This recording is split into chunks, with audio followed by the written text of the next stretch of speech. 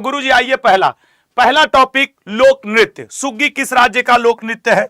अब जैसे 5 क्वेश्चन आएंगे तो स्टैटिक जीके के आज 5 टॉपिक इसमें कवर करूंगा और रोज ऐसे करते करते 10 दिन में मैं पूरा कवर। अब सोच लेना कि स्टैटिक जीके किस एग्जाम में आता है, किस एग्जाम में नहीं। चलो बताओ, सुग्गी किस राज्य का लोक नृत्य है? सुग्गी मणिपुर का नहीं गुरु, मणिपुर का नूपा और राखाल। मणिपुर का याद रखना, नूपा और राखाल ये मणिपुर का है। तो गुरु ये आंसर नहीं होगा। त्रिपुरा का इस बार खर्ची पूजा महोत्सव में और है हाक, ये अभी हाल फिलहाल में मनाया गया है हाक। अब सोचो, इसमें यूपी के भी बहुत लड़के होंगे ना बेटा। यूपी पुलिस का पिछले साल का पेपर उठा के देखना, ये पूछा था कि है हाक कहां का लोक नृत्य है। कर्नाटक का सर यक्षगान वगैरह सब हम लोग जानते हैं, हुत्तरी, कर्नाटक का हुत्तरी। राइट आंसर बनेगा आंध्र प्रदेश, ठीक है ना, यही बनेगा, यही बनेगा, आम का अचार बनेगा। हम मार के करने लगे। तो आंध्र प्रदेश का पिछली बार के एमटीएस में आया था घंटा मर्दाला, ठीक है ना, घंटा मर्दाला, ये खूब पूछा था पिछली बार के। सर राइट आंसर बनेगा कर्नाटक, ठीक है ना, राइट आंसर। अब मैं खूब घुमाऊंगा, ये बात याद रखना। कर्नाटक इसका राइट आंसर है, 20 का करेक्ट है। तो एक टॉपिक हुआ लोक नृत्य। ऐसे ही अब सोचो, आने वाले 30 दिन में लोक नृत्य के 30 क्वेश्चन, हर 30 क्वेश्चन में आपको 5-5 इंफॉर्मेशन, 30 गुणे 5 कम से कम 150 क्वेश्चन खाली लोक नृत्य के। कैसे नहीं होगा सिलेक्शन ससुरा। आइए अगला क्वेश्चन, चंद्रभागा मेला, मेला का आता है ना आपका, मेला महोत्सव का आपके पेपर में एक क्वेश्चन रहता है। रोज एक क्वेश्चन, डिटेल में 5, और इस तरीके से कम 200 मेला पढ़ के जाओगे। कोई एक तो फंसेगा यार पेपर में। चंद्रभागा मेला किस राज्य में आयोजित किया जाता है? देखो, केरल का तुमसे जब भी पूछेगा सबसे ज्यादा पूछता है त्रिशूरपुरम। तो गुरु ये तो नहीं है, त्रिशूरपुरम केरल का सबसे ज्यादा पूछा जाएगा। पिछली बार के पेपर में काला घोड़ा कला महोत्सव, काला घोड़ा कला महोत्सव ये खूब था, तो मे भी इस बार फिर आ जाए। नागालैंड में अगर आप जाओगे, सच बताना, ये वाला 36 बार पूछता है ना, चाहे तुम जिस स्टेट से हो, कोई भी एग्जाम देने जाओ, जिस भी स्टेट से हो आप, कोई भी एग्जाम देने जाए, ये वाला 36 बार पूछता है ना। और सर चंद्रभागा मेला होता है राजस्थान में। चाहूं तो मैं पुष्कर मेला बताऊं, चाहूं तो मैं अजमेर बताऊं, लेकिन वो आपको रटा है। मेरा काम है वो करवाना जो आपको रटा नहीं है। चलिए सर, दूसरा मतलब 5 क्वेश्चन स्टैटिक के आएंगे, फिर 5 क्वेश्चन के बाद सब्जेक्ट बदल दूंगा। दिलीप तिर्की का संबंध किस खेल से है? दिलीप तिर्की का संबंध, ठीक है ना, दिलीप तिर्की जी बताना जरा। खेल और उससे संबंधित खिलाड़ी, खेल और उनसे संबंधित कप, खिलाड़ियों की संख्या, मैदान का नाम, स्टेडियम का नाम, ये आपके पेपर में स्टैटिक का एक क्वेश्चन कंफर्म रहता है। आप भारत का कोई पेपर दे दें, दिलीप तिर्की का संबंध किस खेल से है, सोच समझ के बताइए। लल्ला हॉकी, हॉकी से तो सर मेजर ध्यानचंद जी हैं। अच्छा, फुटबॉल, फुटबॉल से एक नाम बता रहा हूं, बाईचुंग भूटिया, ये तो सबको याद है सर, बाईचुंग भूटिया जी, ठीक है ना, बाईचुंग भूटिया जी, वैसे भूटिया होता है, ठीक है ना, बाईचुंग भूटिया, बीबी ऐसे याद रखो, बाईचुंग भूटिया। मुक्केबाजी में इस समय सबसे ज्यादा चर्चा में है शिव थापा जी, शिव थापा। वैसे तो माइक टाइसन याद रखो, वो अलग की बात है सर। वो हमने सुना है शतरंज में डी गुकेश का नाम, प्रज्ञानंदन का नाम, मैक्सन कार्लसन का नाम, हाँ बिल्कुल सुने हो, लेकिन दिव्येंदु बरुआ का नाम सुने हो? स्टैटिक जीके में शतरंज में विश्वनाथन आनंद जी और दिव्येंदु बरुआ जी, ये खूब पूछता है। इसका राइट आंसर वैसे है हॉकी, दिलीप तिर्की हॉकी से फेमस हैं। और अगला क्वेश्चन, तो इसका राइट आंसर ये है। अब देखो, एक खेल का कवर किए, अगला जाओ। जनगणना, आज से आपको रोज एक क्वेश्चन जनगणना का मिलेगा, महीने भर पढ़ा दूंगा, कम से कम 150-200 क्वेश्चन जनगणना पे प्रैक्टिस करा दूंगा। कहां से आएगा? एमटीएस में, UP police, UPSI, Bihar police, Bihar SI, CGL, CHSL में। ये टॉपिक फिक्स है, तो मेरा रोज एक क्वेश्चन इस टॉपिक पे फिक्स रहेगा। खाली क्लास को रेगुलर कर लो लल्ला। 2011 में भारत में कुल जिलों की संख्या बताइए सर, जिलों की संख्या 919 तो नहीं था सर, ये था शिशु लिंगानुपात। ये डेटा जो सर आपने दिया, ये 2011 में शिशु लिंगानुपात है, शिशु लिंगानुपात है। 640 एकदम गुरुजी करेक्ट लग रहा है। 7933 2011 की जनगणना में लल्ला, याद रखना ये शहर की संख्या थी। 6,40,930। ये लल्ला हम लोगों के दिल के धड़कन गांवों की संख्या थी। तो मैं ऑप्शन भी ऐसे नहीं रखता हूं कि आपका खाली एक ऑप्शन, सबको जानो ना, क्योंकि ये कोई भी क्वेश्चन पूछ सकता है, ये फिक्स तो है नहीं कि जिला ही पूछेगा, कुछ भी पूछ सकता है मेरे भाई मेरे दोस्त। आइए 4 क्वेश्चन मैं रोज सब्जेक्ट वाइज पढ़ाऊंगा। 5 क्वेश्चन के बाद स्टैटिक जीके चेंज पॉलिटी, फिर 5 के बाद हिस्ट्री, फिर 5 के बाद साइंस, फिर 5 के बाद करंट अफेयर। डेली क्लास ऐसे ही चलेगी, ठीक है। गोगा ढोल, वादक, वाद्य यंत्र, नृत्य, लोक नृत्य, शास्त्रीय नृत्य, यही सबसे ज्यादा पूछता है ना। बताओ गोगा ढोल किस राज्य का वाद्य यंत्र है? गोगा ढोल। देखिए सर, मेघालय तो आजकल करंट अफेयर में चर्चा में है। मेघालय का जो वाद्य यंत्र है उसका फेमस नाम है बेसली, ठीक है ना, बेसली, इसको याद रखना, बेसली। अच्छा सर, उसके अलावा आंध्र प्रदेश थलक्की वंदनम योजना लाने वाला, इसका जो है तंबूरा, ठीक है ना, तंबूरा, ये तंबूरा जो है आंध्र प्रदेश में बहुत फेमस है। अच्छा सर, ठीक है। गोगा ढोल, गोगा भाई हमारे दोस्त है, एक एमपी का मेरा फ्रेंड है, वो रीवा जिले के पढ़ते हैं, उनका नाम है, हम गोगा रखे हैं। एकदम गोगा हो का तुम। अब याद रखना, आसू सर का दोस्त कहां से? एमपी से, उसका एक नाम क्या है? गोगा।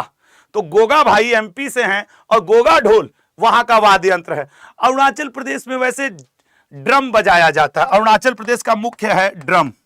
वैसे एक बात बताऊं, अरुणाचल प्रदेश में ना झांझ भी बजाया जाता है, झांझ। लेकिन ये जो झांझ है लल्ला, ये साथ ही साथ मणिपुर में भी बजाया जाता है, मणिपुर में भी। इसलिए ये थोड़ा आपके लिए कंफ्यूजिंग है, लेकिन याद रखना अरुणाचल प्रदेश और मणिपुर दोनों में झांझ होता है, ठीक है, दोनों में झांझ होता है। आइए सर अगले क्वेश्चन पे आते हैं। सी ऑप्शन इसका करेक्ट है। अब देखो 5 क्वेश्चन क्लियर हो गए स्टैटिक के, अब 5 साइंस के, फिर 5 साइंस के बाद 5 पॉलिटी, 5 हिस्ट्री, 5 करंट अफेयर, ऐसे चलेगा। आओ, विश्व टेलीविजन दिवस, साइंस एंड टेक्नोलॉजी का क्वेश्चन। आइए, विश्व टेलीविजन दिवस कब मनाया जाता है? एक बात क्लियर है, 4 जनवरी को सर हम लोग ब्रेल दिवस मनाते हैं, ब्रेल दिवस ना, वर्ल्ड ब्रेल डे। ये पिछली बार एमटीएस में खूब था। 15 सितंबर, ये तो सर आप लोगों का दिवस है, हमारा दिवस है, से क्या मतलब है? गुरु आपने इंजीनियरिंग की है, ये वर्ल्ड अभियंता इंजीनियर्स डे है, ठीक है ना, अभियंता दिवस है लल्ला, ये वर्ल्ड अभियंता दिवस है। 16 सितंबर, ओजोन परत बचाओगे तब न जाके अल्ट्रावायलेट रेस से फिर फेयर एंड लवली लगा लगा गोरे बने रहेंगे हम लोग। खैर, तो सर ये ओजोन संरक्षण दिवस है। ये क्या है लल्ला? ओजोन संरक्षण, ओजोन संरक्षण दिवस है मेरे भाई। राइट आंसर 21 नवंबर, विश्व टेलीविजन दिवस 21 नवंबर, ठीक है। आइए अगले क्वेश्चन पे आते हैं। कफन किस लेखक की रचना? यार इसमें ये क्वेश्चन नहीं होना चाहिए था, ठीक है ना, सही कह रहे हैं कि नहीं? चलो अच्छा, आ गया है तो आ गया है एक क्वेश्चन, क्योंकि ये साइंस का सेक्शन था तो इसमें ये वाला नहीं आना चाहिए था। अब लेकिन आ गया है तो माफ कर दो, क्योंकि ये साइंस का सेक्शन है, उसमें कफन लेके कहां से आ गए? चलो अच्छा बताओ सर। जयशंकर प्रसाद ना गुरु, इनकी 3 ही किताब किसी भी एग्जाम में आती है सर। एक तो इनकी सबसे प्रसिद्ध पूछ देता है कामायनी। अच्छा, आज मैं ये मान के चल रहा हूं कि आज डे फर्स्ट है तुम्हारे जीवन का, ये मान के आज से पढ़ाई करवाऊंगा, ये बात मान लो, बेसिक से चलना है सब कुछ। मुझको पता ही नहीं कि तुम्हें कुछ आता है, हमको एक एक चीज फिर से बताना है। आंसू और लहर, आज मैं सब जो भी टॉपिक आएगा बेसिक से लेके अब चलूंगा 2 महीने तक। कि आर के नारायण, आर के नारायण की अगर बात कर दी जाए लल्ला, तो इनकी किताब द गाइड आपके किसी भी एग्जाम में सबसे ज्यादा। मुंशी प्रेमचंद राइट आंसर है। अच्छा, मुंशी प्रेमचंद जी का कफन भी बहुत फेमस है, नमक का दरोगा भी बहुत फेमस है, ये सब गोदान भी बहुत फेमस है। इनकी किताबें खूब आती हैं। रंग भूमि भी इनकी किताब बहुत फेमस है लल्ला। कर्म भूमि, कर्म भूमि भी इनकी किताब बहुत फेमस है। गोदान इनकी लिखी हुई कालजयी रचनाओं में से है। गबन इनकी लिखी हुई रचनाओं में से है। कफन, अब सोचो, दिल से बताना, ये चारों लगभग तुमको पता था ना? जो इनमें से सबसे कम पता रहा होगा वो ये वाला। मैं इसीलिए अपने क्वेश्चन का लेवल कि लो, जो तुमको नहीं पता है मैं उस पर चर्चा करूंगा, ठीक है ना। अगले पे आएंगे तो इसका राइट आंसर है बी ऑप्शन। कौन सी बीमारी आंख से संबंधित नहीं है? पिछली बार आप एसएससी रेलवे उठा के देखो, वो ऐसे पूछता है ट्रेकोमा किस अंग की बीमारी है? तो सर ट्रेकोमा तो आंख की बीमारी है, ठीक है गुरु, बात खत्म। कैटरेक्ट, कैटरेक्ट भी आंख में होता है।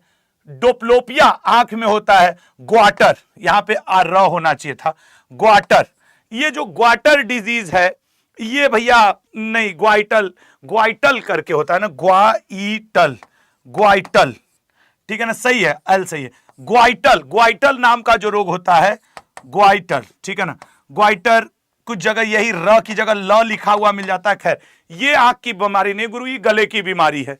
अगले क्वेश्चन पे आते हैं।